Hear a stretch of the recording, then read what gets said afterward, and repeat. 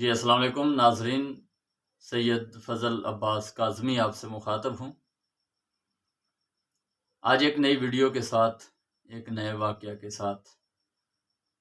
آج کا واقعہ حضور نبی کریم صلی اللہ علیہ وآلہ وسلم کے ایک بہت ہی پیارے غلام، چاہنے والے، جسے دنیا سفینہ کے نام سے جانتی ہے، میں ان کا واقعہ آپ کے گوش گزار کرنے لگا ہوں۔ یہ واقعہ وہ خود روایت کرتے ہیں۔ حضور کے یہ غلام کہتے ہیں کہ میں سفر تجارت میں براستہ سمندر جا رہا تھا۔ ہمارا سفر سمندر کا سفر تھا۔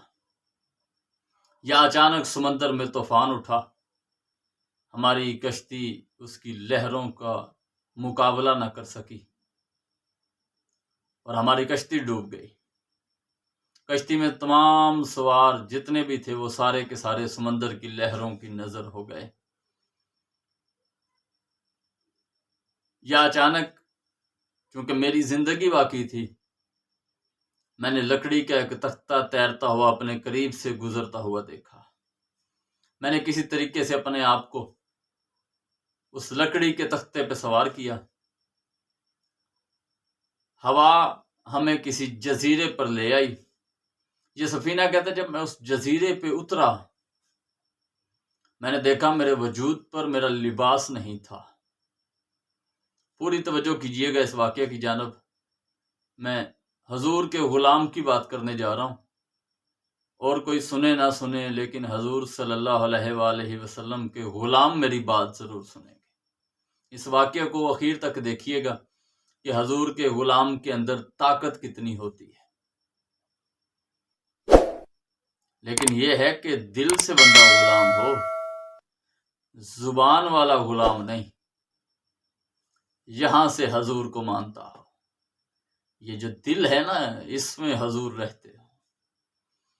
یہ سفینہ کہتا ہے میرے ابھی حواس بحال نہیں ہوئے تھے، یعنی وہ سمندر والے مناظر آنکھوں کے سامنے سے نہیں جا رہے تھے۔ یا اچانک میرے کانوں نے شیر کے دھاڑنے کی آواز سنی۔ یہ پریشان ہو گئے۔ انہوں نے جو دیکھا جلدی سے تو ایک شیر دھاڑتا ہوا ان کی طرف آ رہا تھا، یعنی ابھی آیا اور ابھی کھا جائے گا۔ جناب سفینہ کہتے ہیں کہ میں نے اپنے ہاتھ بے ساختہ آسمان کی طرف بلند کیے۔ میں نے آسمان کی طرف دیکھ کے ایک جملہ کہا، میں نے کہا بار الہ، میں تیرے حبیب کا خادم ہوں، میں تیرے حبیب کا غلام ہوں۔ اگر سمندر سے بچ گیا ہوں تو کیا مجھے یہ درندہ کھائے گا؟ سفینہ کہتا میں نے یہ دعا مانگی، میرے اندر کوئی طاقت آ گئی۔ اب جیسے ہی شیر میرے قریب آیا نا تو میں نے شیر کو مخاطب کیا۔ حضور کا غلام تھا، آواز دے کے کہتا ہے شیر اپنی جگہ پہ رک جا، تجھے نہیں پتا میں کون ہوں۔ میں حضور ختمی مرتبت، وجہ تخلیق کائنات، مجسم نور خدا، محبوب خدا، سید الانبیاء، حسنین کے پاک نانا، سیدہ کے پاک بابا، سید العرب والعجم، جس کے صدقے میں کائنات بنی ہے، میں اس نبی رحمت، سرور کونین، سرکار ختمی مرتبت حضرت محمد مصطفیٰ صلی اللہ علیہ وآلہ وسلم کا غلام ہوں، میں خادم ہوں سرکار۔ سفینہ کہتا جیسے ہی میری زبان سے یہ لفظ نکلے، وہ شیر ایسے تھا جیسے وہ ابھی کی ابھی مر گیا ہو۔ وہ ڈھیلے ڈھیلے قدموں کے ساتھ چلتا ہوا میرے پاس آیا۔ اس شیر نے میرے پاؤں کو چاٹنا شروع کیا، بوسے دینے شروع کیے، پھر مجھے اشارہ کیا، میں اس کی پشت پہ سوار ہو گیا۔ یہ ہے نبی کے سچے غلام کا مقام۔ میں اس کی پشت پہ سوار ہوا۔ سفینہ کہتا وہ مجھے لے کے وہاں آیا جہاں باغات موجود تھے، پھلدار درخت تھے۔ میں اس کی پشت سے اترا۔ میں نے جلدی سے، مجھے بھوک لگی ہوئی تھی، میں نے پھل توڑ کے کھانے شروع کیے۔ جب میرا پیٹ بھر گیا تو میں نے انہی درختوں کے پتوں سے اپنا لباس بنایا۔ अपने जिस्म को ढांपा। अल्लाह अकबर। सफीना कहता फिर मैंने वहां से कुछ बारीक टहनियां तोड़ी और कुछ पत्तों के साथ एक छोटी सी टोकरी बना ली ताकि उसमें फल तोड़ के रख सकूं। उस टोकरी को मैंने फलों से भरने के बाद मैं शेर के करीब आया। फिर शेर ने मुझे इशारा किया, मैं उसकी पुश्त पे सवार हुआ। शेर मुझे लेकर उस साहिल पे आया जहां दूर से आती हुई एक कश्ती दिखाई दे रही थी। यह है इश्क मुस्तफ़ा का मौजज़ा, ये है रसूल सल्लल्लाहु अलैहि वसल्लम की गुलामी का इनाम। जहां मौत के सिवा कुछ दिखाई ना दे रहा हो, रसूल सल्लल्लाहु अलैहि वसल्लम की मोहब्बत वहां से भी जिंदगी बांटती है। मैंने कश्ती आती हुए देखी, मैंने इशारे करने शुरू किए कश्ती वाले।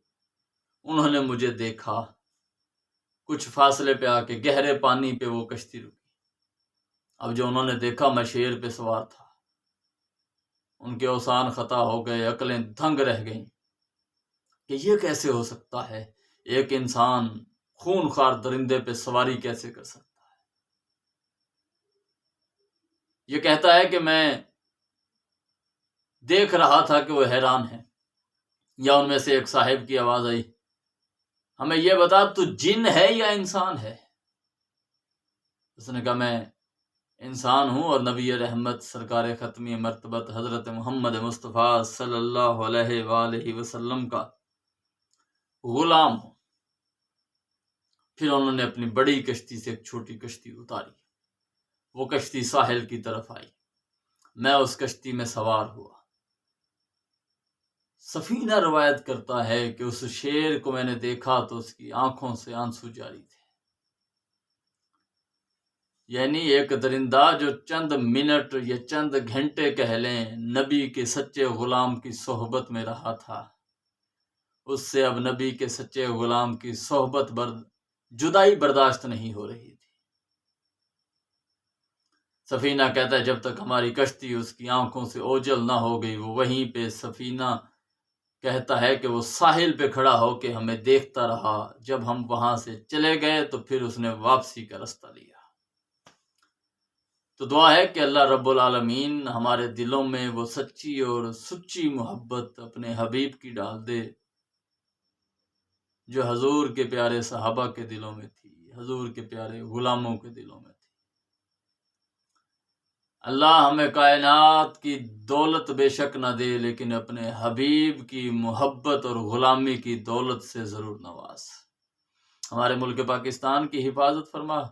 मेरा मालिक हमारे मुल्क को फिरका वारियत से बचा। तमाम मुसलमानों को आपस में इत्फाक, इत्तेहाद और मोहब्बत नसीब फरमा। इलाही आमीन या रब्बुल आलमीन बेहक़्क़े मासूमीन अलैहिम सलाम।